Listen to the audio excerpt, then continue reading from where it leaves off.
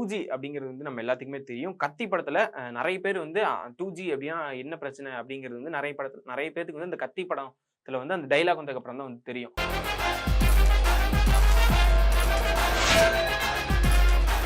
So அது என்ன அப்படின்னு பார்த்தீங்கன்னா, 2G அப்படிங்கிறதுல 1.25 லட்சம் ரூபா பக்கம் ஊழல் வந்து நடந்திருக்கு. அதாவது நெறைய ஒரு பிக்கஸ்ட் ஸ்கேம் அப்படின்னு வந்து சொல்லலாம்.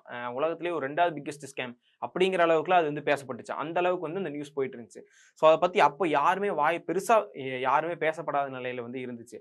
ஸோ அத பத்தியுமே கத்தி படத்துல நல்ல தெளிவா அது என்ன நடந்திருக்கு, என்ன இஷ்யூ நடந்திருக்கு அப்படிங்கிறத அது குரல் கொடுக்கிற வகையில வந்து பேசியிருப்பாரு. செல்போன் ஆடம்பரம், தண்ணி அத்தியாவசியம்.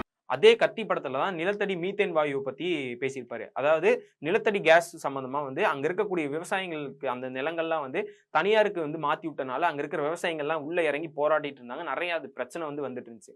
இது சம்மந்தமா நெறைய பேர் வெளிய பேசாம இருந்த டைம்லயும் வந்து, விஜய் வந்து அத வந்து பெருசா பேசணும் அப்படிங்கிறதுக்காக, அந்த கத்தி படம் ஃபுல்லாவுமே வந்து விவசாயிகளுக்கு ஏற்பட்ட பிரச்சனைய பத்தி பேசுற மாரி தான் இருக்கும். நெறைய பிரச்சனைகள் இருக்கும். இந்த அதாவது ஒரு விவசாயிகளுக்கு எந்தெந்த முறையில எப்படிலாம் பிரச்சனை வருது, ஒரு கார்ப்பரேட் கம்பெனி மூலியமா எவ்வளவு பிரச்சனை வருது, ஒரு தண்ணி இல்லாம எவ்வளவு கஷ்டப்படுறாங்க, ஒரு இயற்கை மூலியமாவும் சரி, மனிதர்கள் மூலியமாவும் எவ்வளவு கஷ்டப்படுறாங்க அப்படிங்கிறது எல்லாமே வந்து தெளிவா சொல்லியிருப்பாரு.